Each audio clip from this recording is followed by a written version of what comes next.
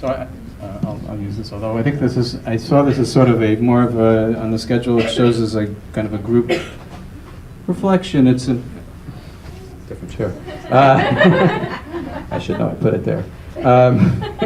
Talk about not being present.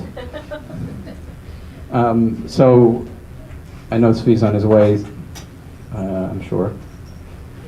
But I think we're running past our start time. So I guess the question is, we've been sitting here for 2 days. We've been stewing in the principles, and maybe it's a good time to see what people are seeing. What are people, anybody, any light switches go on for anybody? Well, just getting started here. I assume I'm asking if anybody's, what people have seen. That's on the schedule. What are we? Good job. What are people seeing here? So far, I've been overflowed with. Oh yes. Well, like I shared with you a moment ago, I think I'm seeing more. I'm trying to see more how if what we experience in life is really only thinking, then if we recognize that I think it becomes easier to drop that thinking. That thinking. Drop the thinking, and it doesn't necessarily matter. I used to think like the content was important. I had to figure out the content or something, and so I think it's starting to soak in a little bit. Great. So I can see that how that would have like tremendous potential. One of the things that I heard early on, I don't know if you guys, can you guys hear me? Yeah. Yeah, you can hear me? In the back also? Yeah. I heard early on they'd say the following thing. They'd say, Mic or no? yeah, I can use it.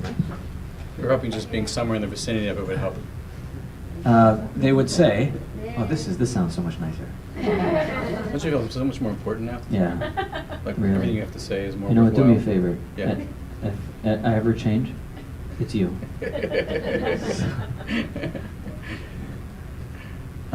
They would say, and when I first got into this, they're like, "Well, what's key to see here is not what you think; it's that you think." And I had no idea what they were talking about. Right? I'm like, what? Say that again, please.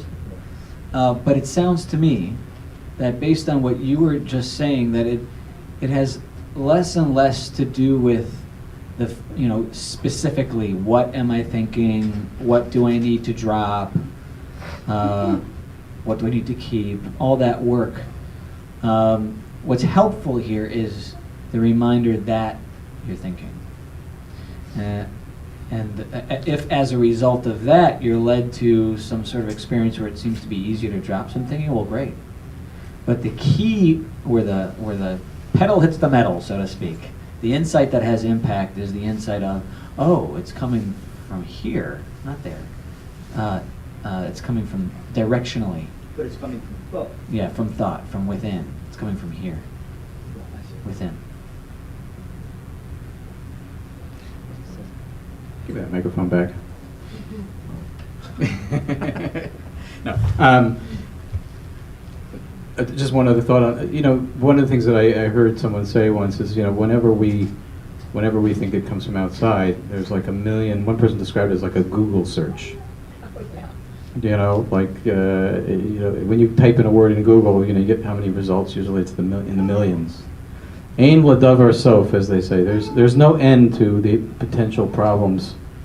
But regarding what Tzvi just said, just knowing that thought is so unbelievably simplifying. It just brings it all just back, and it's so much more significant than what that thought is just the impact for me of that realization, because I go from a Google search of a couple of million possibilities to one.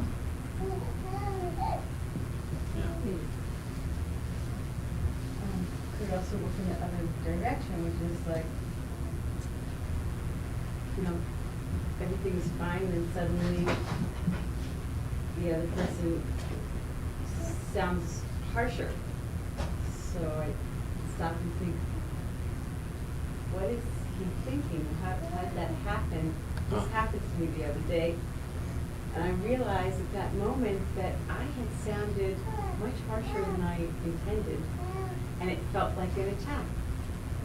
So I said, why did you say that? Well, you said da-da-da. And I said, I'm sorry, I said, I realized just now it sounded much more of an attack than I didn't intend to attack. I think I was surprised, and it came out like, why'd you do that? You know, like, but it was because I was thinking about, instead of just hearing attack towards me, I thought that, you said it goes both ways, like, You could see that how the other person like was. this other person is thinking that I attacked them or something because they're sounding defensive and attacking, right? So you realized that you had said something Yes. actually that may have set them. Which I wouldn't have On thought edge. about before because Well, you know, I mean, there was a pause in there of like, what's causing this response right now in the other person's mind? Maybe it was something I said. What? well, the truth is, it was obviously their thinking, on some level. But what you do see is whatever we're learning. The beauty of this is whatever we're learning about ourselves helps us to understand every other human being on the planet. That's the wonderful thing about the principles, you know, because a lot of therapy gets into content, you know, and once again, that's another example of ein l'davar sof. I mean, people's craziness. There's you know, you thought Baskin Robbins had a lot of flavors. I mean, there's a lot of flavors of craziness, and there's no end to it. But the beauty of it is you really start to see everybody functions the same way, and just as you start to notice, oh, you know, I'm in a bad place, and that's a good indication that I'm probably not thinking, you know, doing my best thinking. Maybe I should take a break, you know, take a walk, whatever occurs to you. But, you know, you'll see that about other people too, and it opens up a lot of avenues for compassion. Yeah, maybe somebody else isn't doing so well, and I don't have to take it to heart as much as I used to. Building on what you said, that's one of the things I saw and learned from what you just saw. Because there's a lot of problems with communication with people. Because as she said, it's, why don't you think the way I think, you know? I think right, you think wrong. And expectations were, well, I expected you to say this, or I expected you to behave this way. You know, because I had that in my life where someone expected me to say something or act a certain way, and since I didn't, they got the impression I didn't care, and I was this hollow, unfeeling person. You know, it took a while for them to realize that was not true. And it made me realize how important communication is. You know, because I didn't think the way she did. She didn't think the way I did. She didn't bother to stop to think about what I was thinking. And I also realized, gee, well, she feels this way and she thinks, you know, so things are better now. But they worked out, they understood that and worked it out with each other. And they tried to do that to, well, what do you feel? What do you think about this or that? And sometimes they take her point of view or his, or they compromise. And that's a fantastic thing. Yeah, seeing, knowing, or being awake to, understanding three principles, that's true, sets you on a firm ground to finally have difficult conversations with people about stuff that can be very, very important or contentious, maybe. Because suddenly you're finally awake to what's going on for somebody else. And so you can have someone else who's completely lost, blaming you, upset with you, disappointed in you, disagreeing with you, and you can do all that, and you can see that if you, the way that you're that you can see where their feeling is coming from. You know all the time what's going on for them, particularly when they're out of sorts. You know that their thinking is creating their experience. And sometimes when you get to see that, you get that inside scoop, so to speak, well then you'll decide maybe it's not a good time to talk about the woodpile, right? Or about where, which direction the bima should face in shul, or where we should send the kids to school, or all the really, really sticky stuff, whatever it is that you have to have, you know, in the boardrooms of your lives. Maybe now is not a good time. And you'll also notice when it's not a good time for you to have those conversations. So you've got the inside scoop on everybody. You got the leg up. You really, really do. But it's interesting, it's not a leg up like on the competition. It's more, you've got the leg up on connecting with people, respecting what other people have going on in their minds, and not trying to get busy changing it, but getting on board with it. And suddenly you'll find that people are, they're more, they'll come off it more quickly. It's not automatic, but when you just let people be, and there aren't immediate consequences for them being out of sorts, go to your room. You're in trouble. Maybe there's times for that. I mean, you got to do whatever you got to do to keep your kids in line. But if there's, in your relationships particularly, where there's no this harsh kind of consequence where, well, if you're this way, I can't be around you. If you're this way, I need to immediately tell you that you need to change. There's something wrong with you. That puts a real strain on relationships. Whereas if you can see that it really has nothing to do with you, people are welcome to have their ups and downs. You're inviting people to be human in a relationship. That's more, I think that's just more realistic. It allows people to have a realistic relationship. You don't have to walk on eggshells anymore. It's just a different experience. Anyone else have something that they've, I'm particularly keen on if someone's seen something practical for them that's helped them. I just have when you were talking, I was thinking, like, this is great for, like, I know it works 100%. And I'm just asking about, let's say you have a particularly critical parent, whatever, that you're into it. So you're knowing that it's not coming from you, this is just thoughts, things that I'm thinking, they're just thoughts, not about me. And so there's the question of, like, how do you, so you're gonna come across more at peace, but what do you say? Like, did you hear me? I was saying this, yes, I heard you, like, you're not getting upset, and it's interpreted like, well, you're not caring, I don't understand why you're not talking back. You know, you're used to the argument, right? I get what's happening.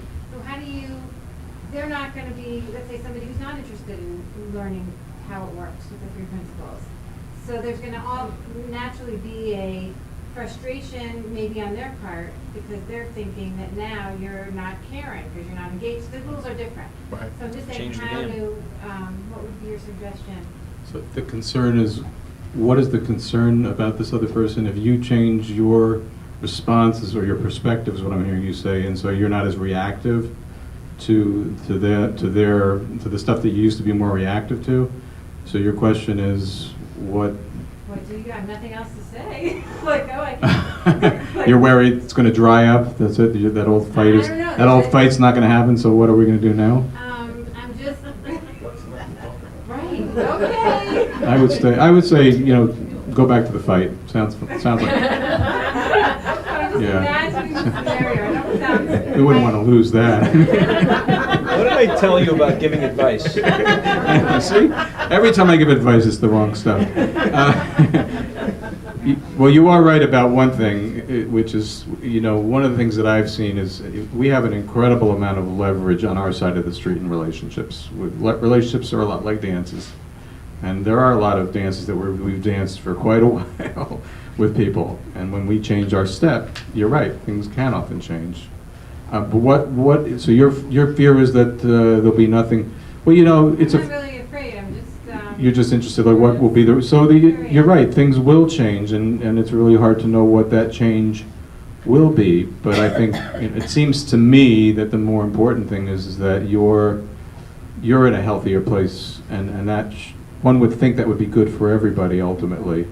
And yeah, I think in general, my sense is that when you change your dance step, there's usually one or two things. Either the person decides you get somebody's attention, and they might be curious about what's going on, and they may also change some things, or they may say that they don't want to dance anymore. That's also possible. I mean, there's probably other possibilities too, but those are the ones that I've generally seen. But I think it sounds like a good thing to me. It sounds like a good thing to me. I mean, like a positive development.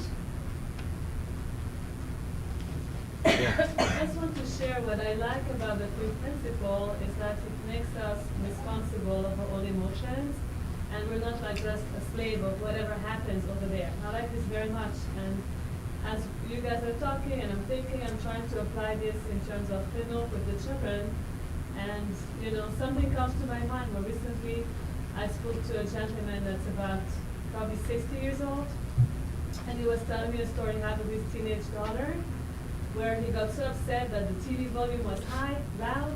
He told her 3 times, and then he just took something and he smashed it on the TV.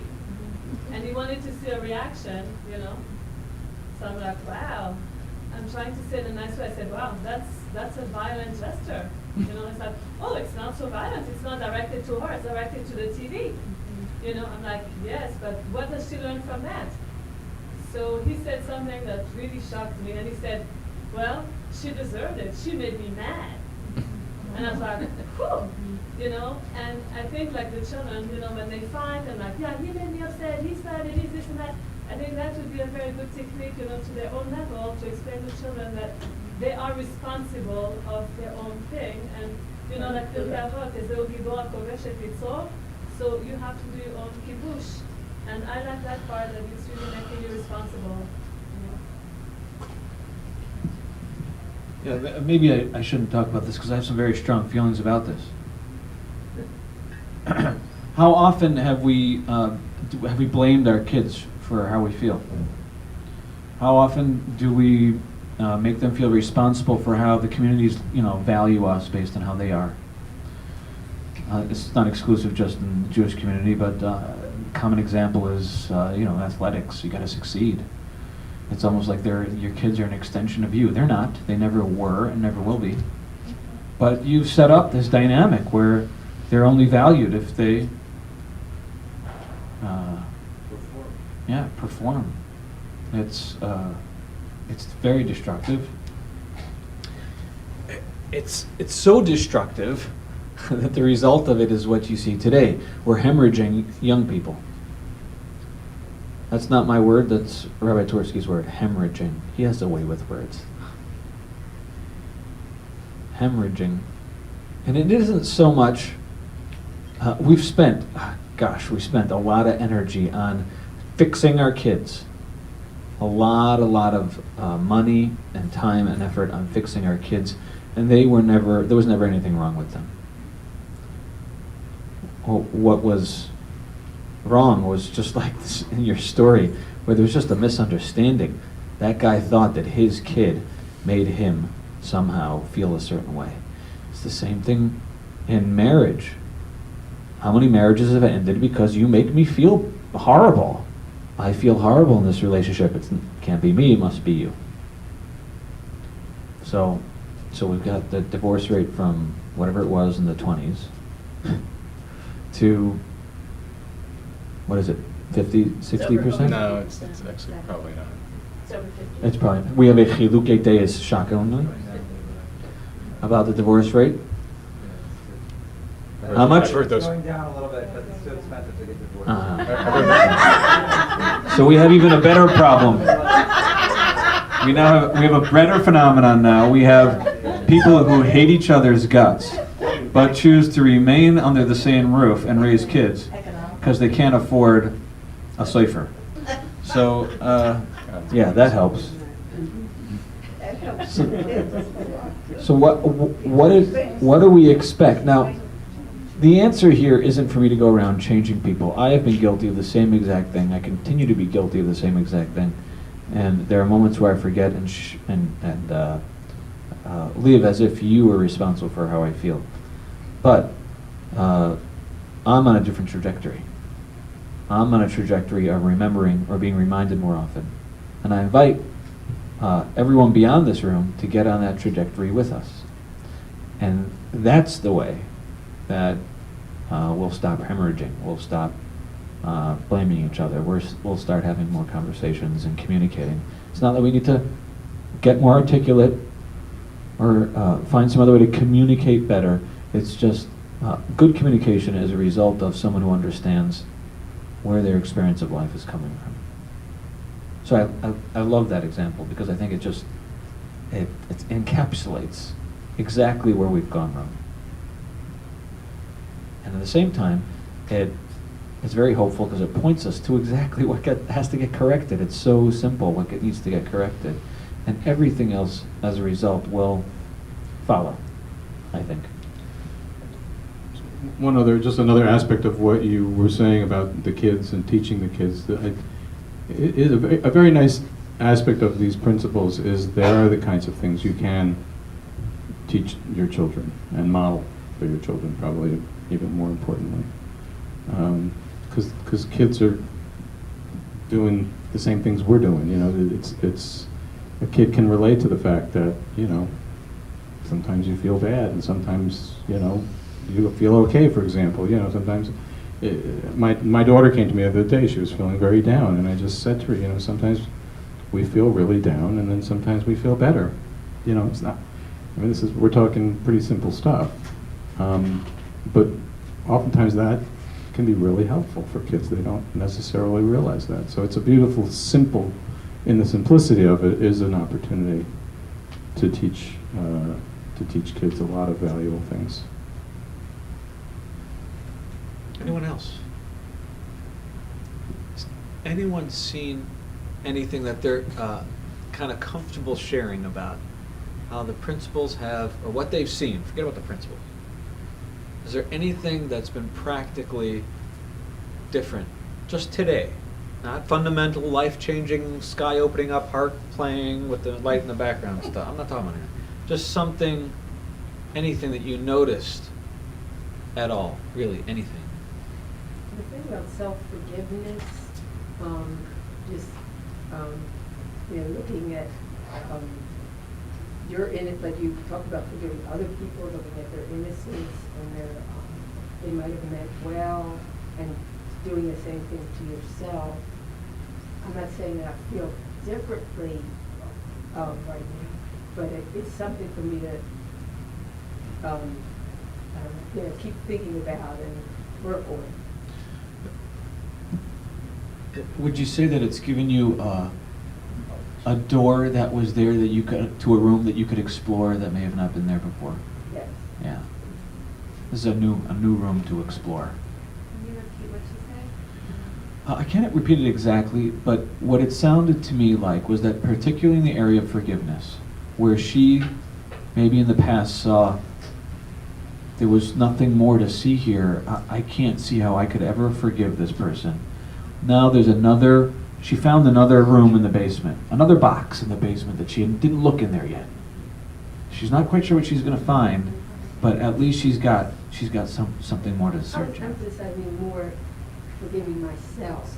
Particularly with regarding to forgiving herself. Beautiful. Yeah, very nice.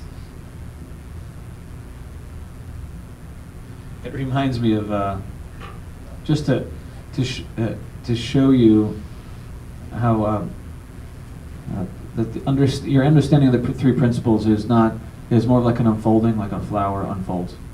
So there was a guy that was, I remember hearing a story about a guy who was saying at a seminar, real brilliant fellow. I mean, he was just beyond brilliant. Like, he was well-versed and expert in many areas of science and philosophy and these types of things. Had read every book that he'd ever come across. And he sat through one of these 3-day seminars, and I think it was with Kathy Casey or maybe somebody else. And at the end, they were doing a session like this, and they were asking people, like, have you seen anything? And he said, you know what, my entire life I felt like I was sitting in a closet full with tons and tons of books. And I knew all those books by heart. I knew them all. And now I feel like someone opened the door to the closet and there's an entire house full with books that I haven't read yet. And there's also a front door to the house. And outside, there's a whole world. Maybe I'm adding this part on myself. I don't know. Full with books that I haven't read yet. So that sounds like what I'm reminded of that when I hear you say that this is something that will continue to unfold. There is no end to what the principles can show you. There's really no end. Anything you want to say about that? It's like peeling the onion. Yeah. It really is. You see areas of thinking, whether it's about yourself or whether it's about other people or things, or it could be any area of life that just show up for you, and it's amazing. Like, wow, I just never saw the thinking part of this. I didn't see that this was my thinking. Yeah. I'm a little confused about when you were talking about everything is already in a person. We're just fine where we are. Yeah. So I know that I've matured. I've changed drastically from then to now. I don't know how it was in me at that point. Whatever I might be accessing now. So you're saying you believe that those changes came from you finding something out there and not... Oh, I don't know. You just don't know. I don't know, but I'm just saying that at the time when I wasn't changed. Where was that stuff? Well, a lot of good stuff in there too. I mean. Yeah. Yeah, I always reference the famous story in the Talmud of the angel, right? Because it's in there. I mean, if the principles are pointing us in the direction of truth, then obviously we've already said there's no emotion, there's no experience that you ever have that comes from anywhere except for you. So already that tells me that it has to be in me, because where else could it ever come from? Maybe if I'm now, since I'm plugged in with the mind of God, so to speak, it's a constant newness that's coming in. It wasn't there. I don't know. I'm trying to understand. So it feels that way. It feels new. That's for sure true. That's the beauty of it. And in the sense that it is new because you've never been conscious of it before. And that's really the point. And to me, it's really less interesting whether it came. But the point is that there's an access point within you. In other words, you, whether it ultimately came from God, which we're saying, because obviously who put it in there. The point is that you don't have to go anywhere else. You don't have to, you will at times have an opening, and you'll see something that you haven't seen before.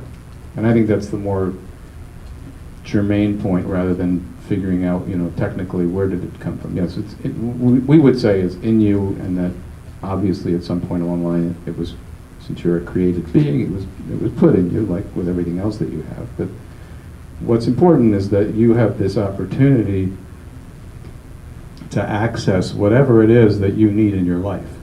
It's not far from you at all, because we spend so much time and energy looking for it We think this is going to give me the answer. This is what's going to give me, the feeling that I'm looking for. This is what's going to, finally make me feel secure. This is what's going to make me feel happy.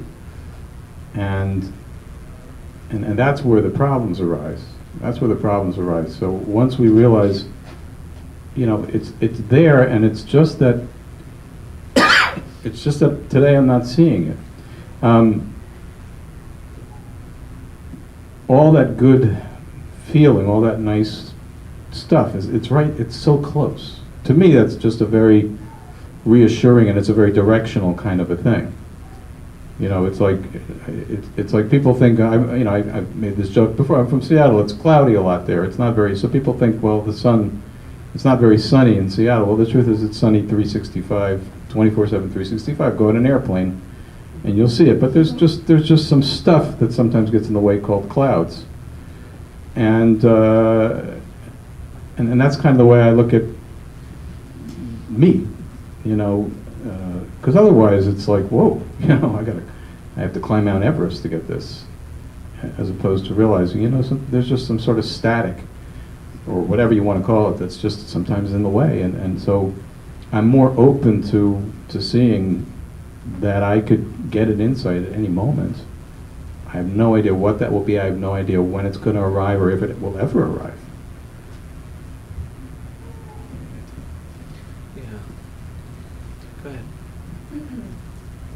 I'm hearing that it comes from inside, but still I want to ask the question, do you have any recommended reading suggestions? Yes, we do, particularly for people who are not coming tomorrow. Okay, so these are suggestions. They're not full-out hechsherim and haskamas. Okay?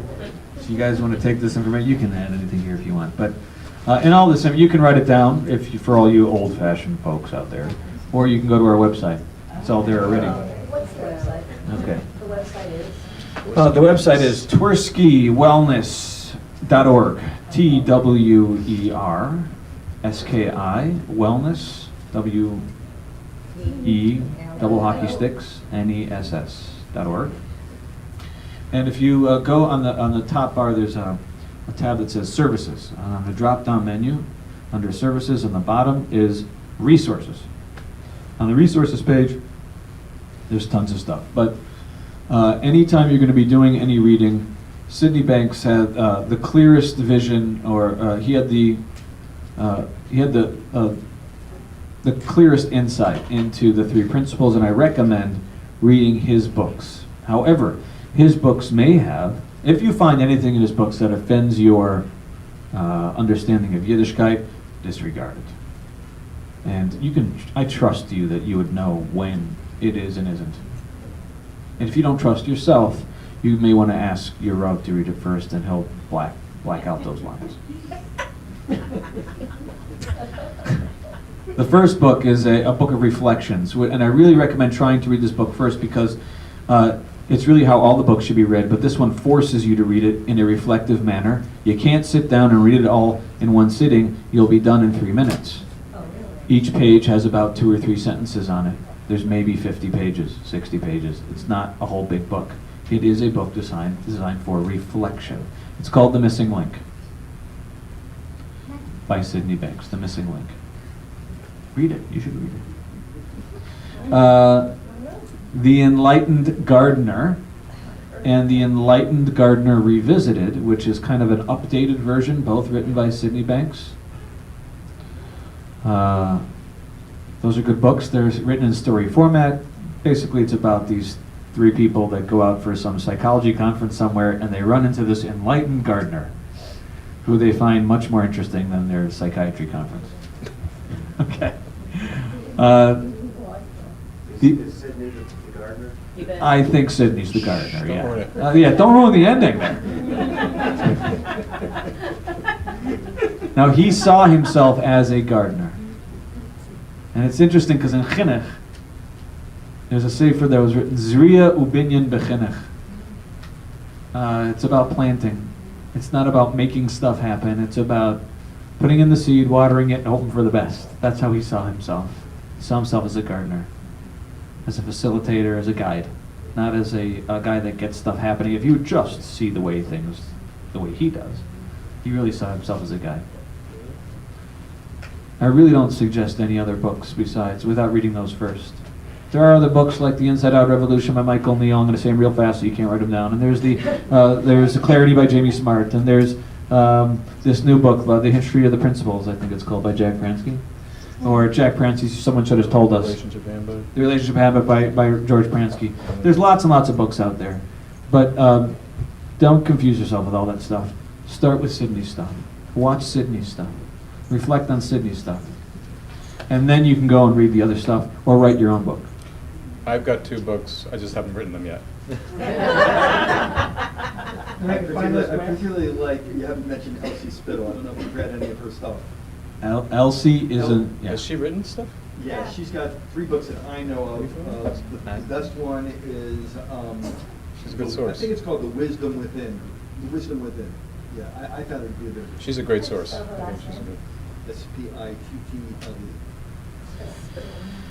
Let me tell you about a couple of websites that you can go to. Again, I'm just doing this now because maybe some of you are not coming back tomorrow, but it's all on the website. And dinner's waiting. But 3pgc.com is a great resource, but not my number 1 on the list. My number 1 on the list is 3principlesmovies.com.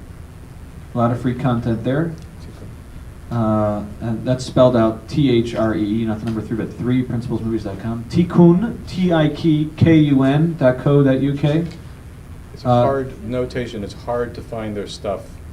I suggest you Google it, actually. That's how I find it. It's very hard from their homepage to find their Tikkun stuff. So if you Google, like, Tikkun Conference, there's a 2011 12M 13. I don't think they have anything from 14 up there. I'm not sure. A much faster way to find it. You can get lost forever trying to find it otherwise. There are some very select videos put up on our website under the videos page and throughout the website that have been handpicked, so to speak. So you can look at those. But by all means, go elsewhere. Go wherever you find yourself getting touched and changed. We don't have a monopoly on that. The last thing I just would like to say, and it really again is, if you saw the question there that Keith and Valda had up on the board, where do you think your feelings are coming from in the moment? Where do you think they're coming from right now? And then in 20 minutes from now, you can ask yourself again, where do you think they're coming from right now? And that's the question. That's the question. And whatever answer you have to that question, that will utterly and completely create your experience in the moment. Thank you very much.